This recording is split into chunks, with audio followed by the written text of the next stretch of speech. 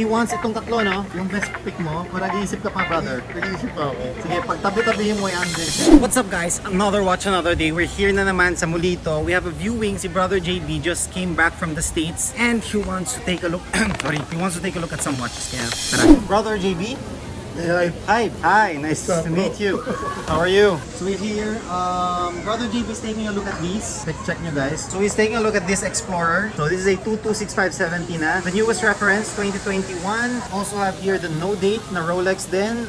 2018 ceramic, 114060 reference. And yung Batman. The GMT Batman is also taking a look. He wants itong tatlo, no? Yung best pick mo. Kung nag-iisip ka pa, brother. nag-iisip pa ako. Sige, pagtabi-tabihin mo yan din siya. And what brother wants is he wants to trade this Tudor and a Rolex. So we're gonna inspect or try to evaluate this.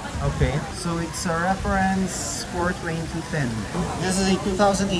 Let's take a look at the other watch. I haven't seen this. This is the first time I've seen this. Okay, this is a Datejust with papers siya. No papers, no. Meron.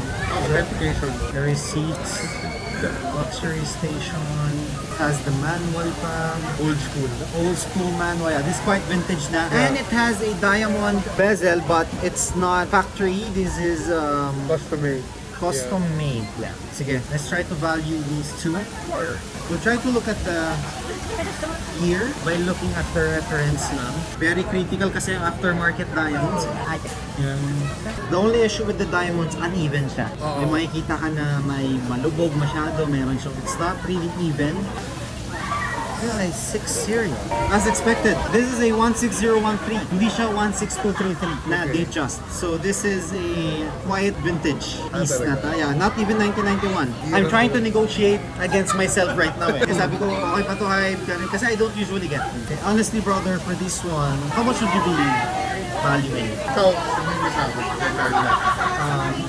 Honestly, this one, How much you getting? so maybe, given that I'll maybe service it, polish it a little bit, so I would offer 90 to 100. This one, brother, malayo talaga.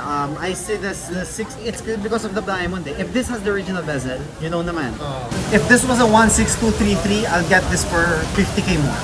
At saka 1980s ko, brother. I really thought 1990s din siya. Kapag 90s medyo. Yes, yeah. Kasi the reference is, the movement is a little, Hindi ko, can you stop muna vlogging ka?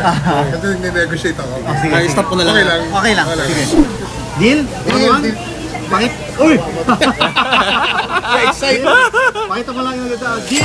Summary guys, we got this beautiful Tudor and this 16013 na diamond bezel Datejust, and si brother naman in trade, he got the Batman and itong Explorer niya. There you go. Brother, maraming salamat ulit. Thank you so much. Done deal.